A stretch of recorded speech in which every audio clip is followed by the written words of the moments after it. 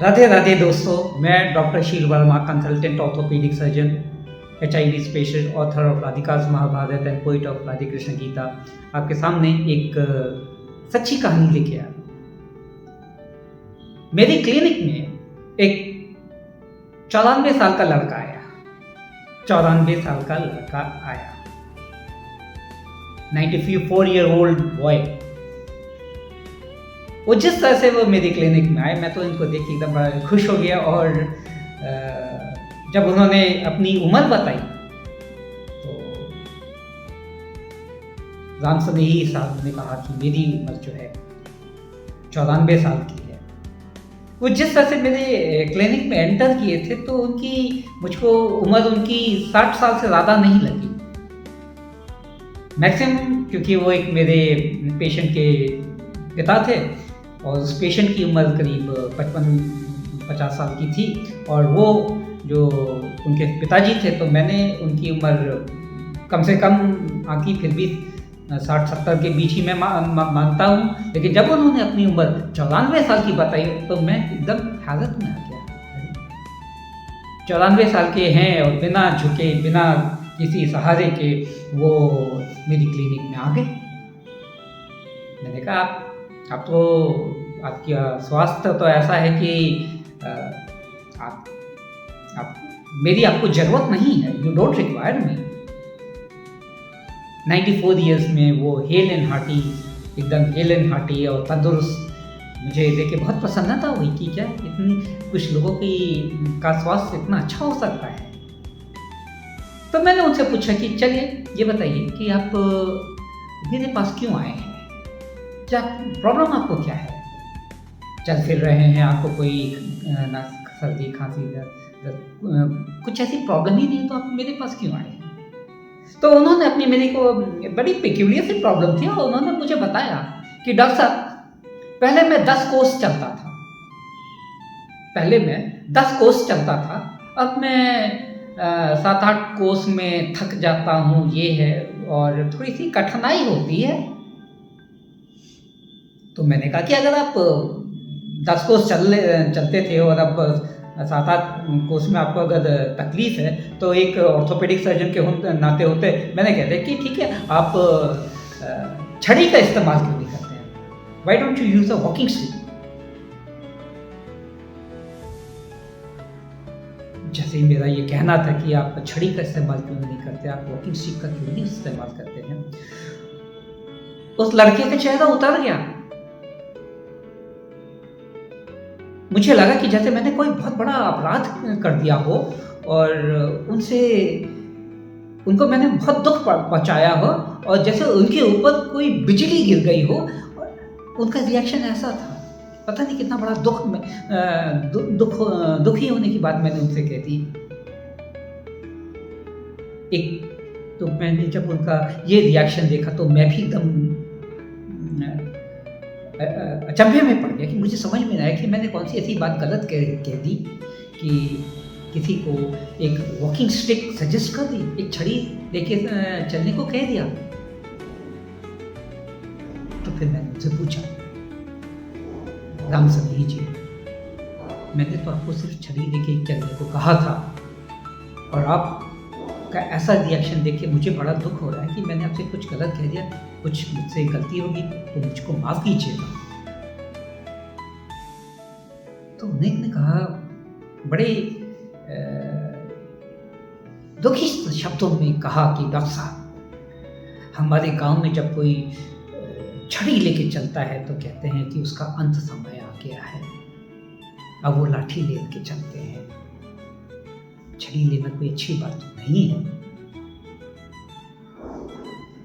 उनकी बातों में एक ऐसा उम्र भर का एक्सपीरियंस, अनुभव था कि जिसको मुझको भी सोचने पे मजबूर किया कि हम कहते कि किसी को कहते कि अगर आप वो छड़ी लेके चलें तो क्या ये सही है, गलत है? एज एन ऑर्थोपेडिक सर्जन मेरे को लगता है कि अगर मैं किसी को सजेस्ट करता हूँ कि वो छड़ी लेके चले, क्योंकि छड़ी लेके जब कोई व्यक्ति चलता है तो अपने शरीर का भाग एक पॉइंट ऑफ टाइम में 85% अपने शरीर का भाग सीधे सीधे वो छड़ी पे ट्रांसफर कर देता है. Walking stick takes somewhat around 85% of the body weight when a person is walking. So that is one of the very big relief to the patient for his condition of joint pains. यदि कोई मनुष्य छड़ी लेके चलता है तो एक वो अपना करीब 85% शरीर का भार वो छड़ी पे ट्रांसफर कर देता है, और जिसके कारण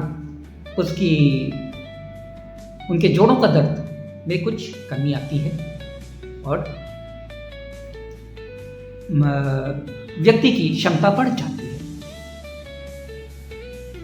ये बात मैंने उनको बोली कि भाई अगर आप छड़ी लेके चलते हैं तो हो सकता है कि आज आप जैसे 8 किलोमीटर 8 कोस चलने में अगर आपको तकलीफ होती है तो छड़ी लेके हो सकता है कि आप 12 कोस भी चलें. फिर भी वो माने नहीं. उनको लगा कि हाँ हमने कुछ गलत सजेशन दे रहा हूँ, मैं कुछ गलत बात कह रहा हूँ, शायद उनकी जो बुढ़ापे से लड़ने की जो क्षमता है वो कमी आ गई है, या मैं उनको कुछ कह रहा हूँ कि अब थोड़ा सा आराम से चलिए, आप कुछ ऐसी ही बात थी. पर डॉक्टर साहब उन्होंने कहा, पर डॉक्टर साहब छड़ी लेके चलना अच्छी बात तो नहीं है. मैंने उनको फिर कहा कि देखिए मैं ये नहीं कह रहा हूँ कि आप में कोई कमी है, आप में कोई बीमारी है, ऐसी कोई बात नहीं है, लेकिन ये समय और साधन का खेल है कि आप जब चलने जाते हैं तो छड़ी का इस्तेमाल करें. फिर भी उनको कुछ लिटिल बिट उनको थोड़ा सा संशय रहा. तो मैंने उनको कहा कि देखिए जैसे मान लीजिए अगर आप बिहार के सुदूर बिहार से एक के गांव से आप मेरे पास आए हैं, करीब आपने 1200 किलोमीटर का आपने समय तय किया है, तो आप अपने गांव से अपने घर से अपने घर के रेलवे स्टेशन पे कैसे गए? उन्होंने कहा रिक्शा से गया. अच्छा, फिर आपने अपने गांव से पटना जो बिहार की कैपिटल है वहाँ पे के लिए आप वहाँ से कैसे पहुँचे? कहते हैं मैं रेलगाड़ी से आया. ठीक है. फिर पटना से आप दिल्ली कैसे आए? तो कहते हैं मैं हवाई जहाज़ से आया. हवाई जहाज़ के बाद फिर मेट्रो पकड़ी, अपने बेटे के घर गए और फिर कार से वो मेरी क्लिनिक तक है. तो जब उन्होंने ये बताया कि चार मतलब समय और साधन, समय के साथ साधन बदलते रहते, तो मैंने उनको यही बताया कि ये जो छड़ी है ये समय है, समय के साधन के अनुसार इस्तेमाल करनी चाहिए. क्या आप हवाई जहाज में बैठने से आपकी क्या किसी शरीर की क्षमता कम हुई, या रेलगाड़ी में सफ़र करने से, या रिक्शे से सफ़र करने से, या कार से सफ़र करने में क्या किसी की क्षमता कम होती है? कहते नहीं. तो मैंने भी कह दिया कि छड़ी एक साधन है जिसे कि इस्तेमाल करने से किसी व्यक्ति की क्षमता में कमी नहीं होती है, हाँ उसकी एफिशिएंसी बढ़ जाती है.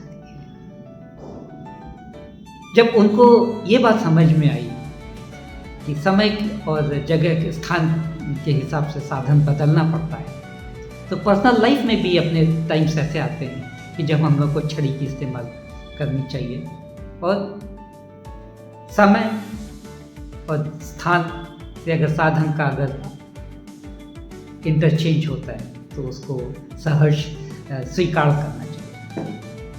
उसके बाद से वो जो राम सनेही जी थे वो जो वापस अपने उसमें पहुँचे, तो मुझे बड़ा प्रसन्न था. उन्होंने भी कहा कि हाँ डॉक्टर साहब ये समय और स्थान के हिसाब से साधन को भी बदलना चाहिए.